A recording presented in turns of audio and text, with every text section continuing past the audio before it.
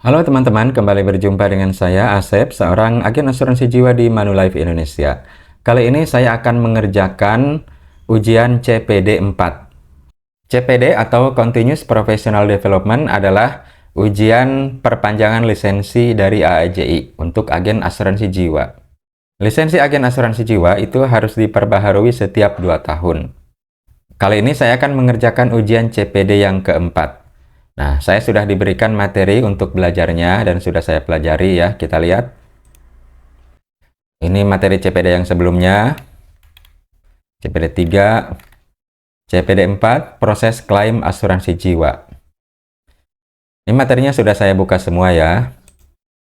Mudah-mudahan masih ingat nanti ketika ujian. Selanjutnya saya akan mengerjakan ujian. Klik di sini, mulai ujian. Oke, user ID-nya masukkan. Submit. Ujian asuransi jiwa CPD. Peraturan ujian, peserta dapat memilih salah satu jawaban dari 4 pilihan jawaban yang telah disediakan. Peserta tidak boleh refresh halaman ujian karena dengan begitu soal akan berubah dan peserta harus mengulang dari awal. Jika seluruh soal sudah dijawab, maka peserta dapat mengklik tombol submit untuk melihat hasil pekerjaan. Selama ujian berlangsung, peserta dilarang bekerja sama. Oke, saya sendirian di sini ya. Mari kita mulai melaksanakan ujian. Nah, ini dia ya pertanyaannya. Ujian asuransi jiwa CPD. Nomor 1. Ada 2 masalah yang biasanya muncul pada saat klaim analis melakukan verifikasi apakah polis masih in-force pada saat kerugian terjadi. Pilih pernyataan yang benar. Kerugian terjadi sebelum pertanggungan dimulai. Ya, ini masalah ya. Polis sudah batal atau lapse sebelum kerugian terjadi. Ini juga masalah. Berarti jawabannya adalah A dan B benar. Nomor 2, perusahaan asuransi hanya membayar klaim terhadap kerugian yang ditanggung dalam polis. Pilihlah pernyataan yang salah di bawah ini. A. Klaim analis melakukan verifikasi terhadap manfaat yang ditanggung dalam polis. Ini benar. Klaim analis harus memeriksa pengecualian. Ini juga benar. Klaim analis melakukan verifikasi apakah penerima manfaat menderita kerugian yang ditanggung dalam polis. Benar. Klaim analis harus meneliti ketentuan-ketentuan lain dalam polis. Loh, kok benar semua? Oh, penerima manfaat. Oke, jadi yang salah yang C ya. Jadi yang menderita kerugian bukan penerima manfaat ya seharusnya, tapi tertanggung. 3. Penggantian nama penerima manfaat atau beneficiary. Yang ditunjuk ada 2 tipe, yaitu revocable beneficiary dan irrevocable beneficiary. Pilihlah pernyataan yang benar tentang irrevocable beneficiary. A. Irrevocable beneficiary adalah penunjukannya dapat digantikan kapan saja tanpa persetujuan beneficiary yang bersangkutan. Revocable beneficiary adalah penunjukannya tidak dapat digantikan tanpa persetujuan beneficiary yang bersangkutan. 3 dan seterusnya ya. Intinya 2 ini ya, salah satu ya. Revocable berarti dapat digantikan kapan saja, berarti irrevocable tidak dapat digantikan. Yang A ini salah ya, irrevocable dapat digantikan. Yang B juga revocable tidak dapat. Nah, kebalikannya. Sepertinya jawabannya adalah yang C ya. Jadi hanya dapat digantikan dengan persetujuan beneficiary yang bersangkutan. 4. Dalam polis sangat jelas nama orang yang ditunjuk sebagai penerima manfaat, tetapi kadang terjadi masalah. Pilih pernyataan yang benar di bawah ini tentang masalah yang sering terjadi. A. Penerima manfaat masih di bawah umur sehingga perusahaan asuransi akan sulit untuk membayar manfaat. B. Penerima manfaat sudah meninggal lebih dulu dan tidak ada perubahan yang dilakukan oleh tertanggung atau pemegang polis. Ini dua-duanya masalah ya. Jawabannya adalah C. A dan B benar.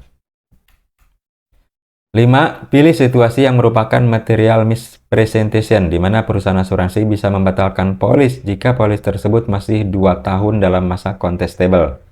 A. Tertanggung pernah dirawat di rumah karena stroke dan tidak dituliskan dalam SPAJ. Ini misrepresentation ya. B. Tertanggung pernah dirawat di rumah sakit karena diare dan tidak rawat inap. Tertanggung tidak menuliskan ini dalam SPAJ. Biasanya sih kalau diare nggak masalah ya. Lalu yang ketiga, salah menulis tanggal. Ini juga ya tidak masalah, tidak sampai mengubah ketentuan polis, keputusan underwriting. Jadi jawabannya A. Nomor 6. Jika penerima manfaat yang bertanggung jawab terhadap kematian tertanggung atau pemegang polis dan perusahaan asuransi membuktikan hal tersebut, tindakan apa yang akan dilakukan oleh perusahaan asuransi pada saat penerima manfaat mengajukan klaim meninggal dunia?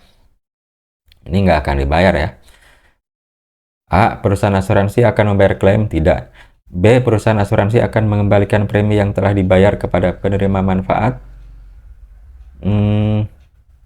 C. Perusahaan asuransi akan membayar sebagian dari seluruh manfaat? Ini enggak lah.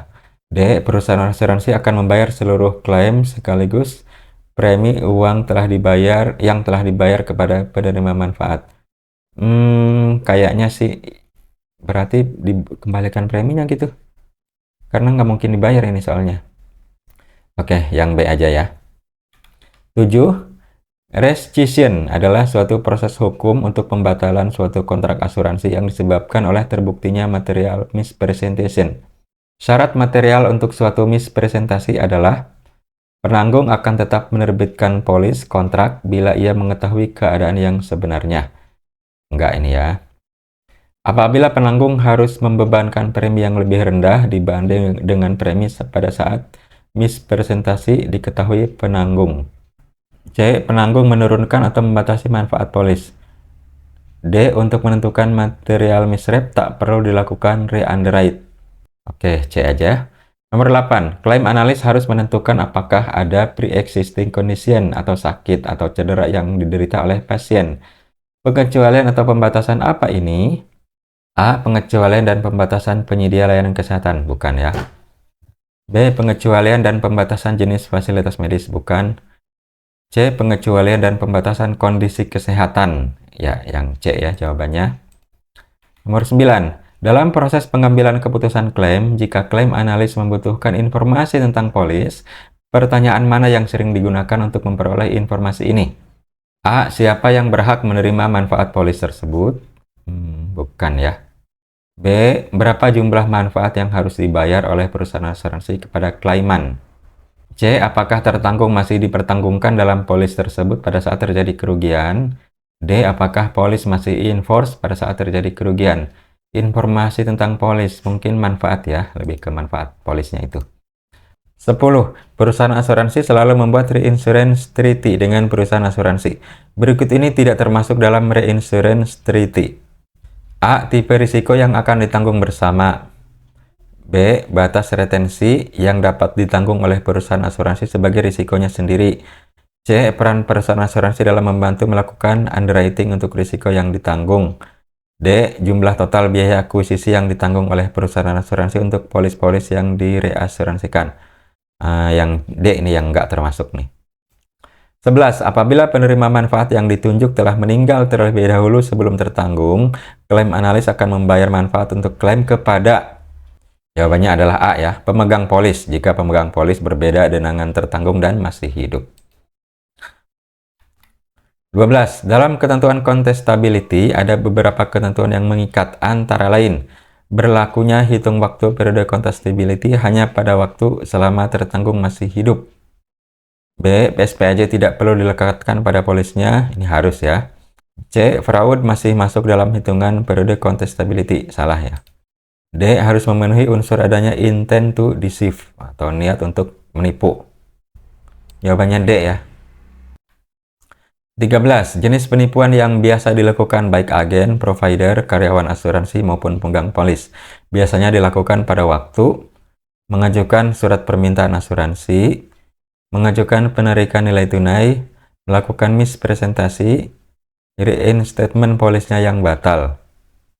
Jawabannya apa ya? Yang ini aja deh. Melakukan mispresentasi. 14. Seorang tertanggung atau pemegang polis menunjuk istrinya sebagai irrevocable beneficiary tunggal pada saat membeli polis. Dan 2 tahun kemudian tertanggung cerai dengan istri tersebut. 2 minggu kemudian tertanggung meninggal dunia. Siapa yang berhak menerima manfaat asuransi? Wow, sisa waktu 15 menit ya. Oke. Ahli waris tertanggung, ahli waris pemegang polis. Kayaknya penerima manfaat ya, tetapi si istrinya ini. 15. Pilihlah pernyataan yang tidak benar mengenai administrasi klaim antara perusahaan asuransi dan perusahaan reasuransi. A. Perusahaan asuransi membayar klaim terlebih dahulu ke klaiman. Kemudian perusahaan asuransi mengajukan reimbursement kepada perusahaan reasuransi atas pembayaran tersebut. B. Perusahaan asuransi mengajukan klaim ke perusahaan reasuransi. Selanjutnya perusahaan reasuransi membayar langsung ke klaiman. Enggak lah, ini yang salah nih. Jadi reasuransi enggak bayar langsung kepada nasabah ya. 16. Situasi yang mana yang sering menjadi pertimbangan seorang klaim analis pada saat melakukan verifikasi kerugian yang diderita oleh tertanggung? Pilih pernyataan yang benar. A. Klaim analis mengharapkan tindakan-tindakan yang dilakukan oleh provider sesuai dengan gejala, diagnosis, dan perawatan kondisi kesehatan tertanggung. Benar. B. Klaim analis memastikan tertanggung atau tanggungannya adalah yang ditanggung dalam polis. Benar. C. Klaim analis memastikan polis asuransi kesehatan masih in force. Benar. D. Klaim analis menentukan manfaat yang ditanggung dalam polis asuransi kesehatan. Mana yang sering menjadi verifikasi kerugian? Berarti yang A ya, karena verifikasi kerugian. 17. Dalam menangani penipuan klaim analis atau penanggung sebaiknya melakukan langkah-langkah sebagai berikut, kecuali A. Penanggung wajib meneliti semua informasi yang berkaitan dengan meninggalnya tertanggung. Betul. B. Sebagian besar penipuan asuransi biasanya dilakukan oleh dependan. Apa ini? C. Dalam melakukan investigasi penipuan klaim harus dipertimbangkan tentang biaya yang diperlukan. Betul juga. D. Penanggung tidak perlu melakukan investigasi. Ini perlu lah. Ya, jawabannya yang tidak benar ya, D. 18. Klaim analis memiliki 4 tujuan utama dalam memproses dan mengambil keputusan klaim. Salah satu tujuannya adalah klaim analis harus sensitif terhadap setiap klaiman. Pilihlah pernyataan yang benar tentang tujuan yang dimaksud. A. Klaim analis perlu untuk menyeimbangkan antara keputusan klaim yang cepat dan dengan akurat dan kelengkapan. Betul. B. Klaim analis wajib mengumpulkan semua informasi yang dibutuhkan untuk mengambil keputusan membayar klaim sesuai dengan ketentuan polis. Betul. C. Klaim analis harus sopan dalam korespondensi atau berkomunikasi dengan klaiman. Ini yang benar ya, dalam hal ini ya. Oke, 19. Lengkapilah pernyataan berikut ini. Penipuan dalam klaim asuransi biasanya dilakukan oleh beneficiary dengan menggunakan bisa akta kematian palsu ya. Sementara itu dalam klaim asuransi kesehatan, penipuan dilakukan dengan cara duplikat kwitansi. Tujuannya adalah mendapatkan yang bukan merupakan jawaban yang benar. Jawabannya ini ya. Nggak bisa duplikat mah nggak ngaruh. 20. Lengkapi pernyataan berikut. Penipuan atau fraud adalah perkataan atau perbuatan tidak jujur dengan maksud untuk mencari untung ya. Penipuan suatu mispresentasi adalah fakta yang penting yang disengaja dengan maksud orang lain mempercayai fakta itu. Yang tidak termasuk jawabannya pernyataan. 21. Titik-titik adalah ketentuan yang dimuat dalam polis asuransi kesehatan yang mencegah pembayaran manfaat ganda untuk perawatan medis yang sama oleh lebih dari satu perusahaan asuransi atau oleh suatu program pemerintah. Coordination of benefit ya. A jawabannya. 22. Lengkapilah pernyataan di bawah ini yang berkaitan dengan tertanggung yang melakukan bunuh diri. Tanda-tanda yang harus diperhatikan oleh seorang klaim analis adalah beneficiary keberatan ya sepertinya, memberikan keterangan tentang kematian tertanggung. Biasanya pembelian polisnya dilakukan beberapa saat ya sebelum tertanggung meninggal. Tertanggung mempunyai riwayat gangguan mental yang tidak termaksud. Jawaban adalah reinstatement. 23. Hal-hal di bawah ini adalah merupakan suatu tanda yang harus diperhatikan karena merupakan usaha untuk melakukan penipuan pada asuransi kesehatan. Tertanggung keberatan menyerahkan dokumen-dokumen, ya. Tertanggung tidak menghendaki penyelesaian klaim secara cepat, salah nih. Tertanggung tidak keberatan, tertanggung menggunakan alamat pos. Jadi jawabannya A. 24. Jika tertanggung menunjuk hanya satu penerima manfaat dalam polis dan penerima manfaat tersebut menghilang setelah tertanggung meninggal dunia, kepada siapa perusahaan asuransi akan membayar manfaat asuransi? kepada pemegang polis ya, ahli waris pemegang polis. Sepertinya itu. 25. Seorang klaim analis akan berhenti memproses klaim asuransi kesehatan jika terdapat situasi polis asuransi memuat banyak pengecualian, tanggungan dari tertanggung masih di bawah umur, polis asuransi kesehatan tidak lagi in force. Ya, ini. C. 26. Adanya penipuan pada asuransi jiwa akan menyebabkan hal-hal yang berikut ini. Menyebabkan problema yang tidak terlalu berat bagi penanggung. Beratlah. B. Menyebabkan biaya operasional yang ditanggung oleh penanggung menjadi lebih kecil. Salah ya. C. Menyebabkan pemegang polis membayar tingkat premi yang lebih tinggi. Bukan. Apa ya? Fraud adalah mispresentasi yang tidak penting-penting lah. C. 27. Jika perusahaan asuransi memiliki retention limit sebesar 250 juta untuk sebuah polis dan total uang pertanggungan 1,25 miliar, perusahaan asuransi akan mengalihkan 1 miliar kepada perusahaan reasuransi dan perusahaan reasuransi wajib menerima risiko tersebut. Tipe reinsurance treaty yang mana ini? Automatic ya, automatic reinsurance treaty. 28. Ada beberapa kegiatan yang dilakukan oleh administrasi klaim asuransi kesehatan. Pilihlah pernyataan yang bukan merupakan kegiatan administrasi klaim asuransi kesehatan. A. Melakukan verifikasi kerugian yang diderita oleh tertanggung. Ini benar. Melakukan verifikasi manfaat polis, betul. Melakukan verifikasi terhadap kondisi keuangan tertanggung, enggak lah. C ya jawabannya. 29. Klaim analis menghitung besar manfaat asuransi yang harus dibayarkan kepada yang mengajukan klaim. Ada faktor penambah dan faktor pengurang dalam perhitungan manfaat. Faktor yang mana yang menjadi faktor pengurang manfaat? Pinjaman polis yang belum dilunasi ya. 30. Dalam tindakan yang digolongkan dalam fraud harus dapat dibuktikan adanya faktor intent to deceive.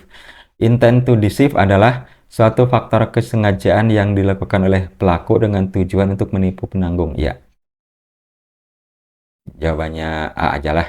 Oke, saya tinggal submit ya. Tapi saya akan tunjukkan dulu jawaban lengkapnya ya. Untuk Anda screenshot 1-4 nih jawabannya. Selanjutnya 5-8 ya, silahkan screenshot ini. Lalu 9-12. Lalu 13-15. Lalu 16-19. Lalu 20-23. Lalu 23 sampai 26. Terakhir ya. 27-30. Oke, itulah jawabannya ya. Tinggal saya submit. Semoga benar semua. Bismillahirrahmanirrahim. Alhamdulillah ya. Jadi jawabannya ujiannya lulus ya.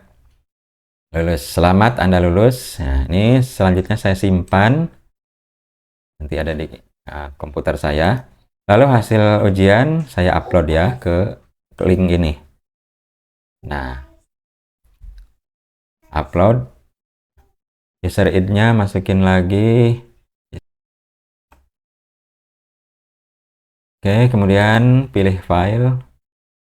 Tadi ada di download, ini dia. Selanjutnya, oke. Upload sukses. Alhamdulillah. Jadi, ujian CPD 4 saya sudah selesai. Alhamdulillah ya, dan hasilnya lulus. Jadi, lisensi saya akan diperpanjang hingga 2 tahun ke depan sampai bulan November 2025.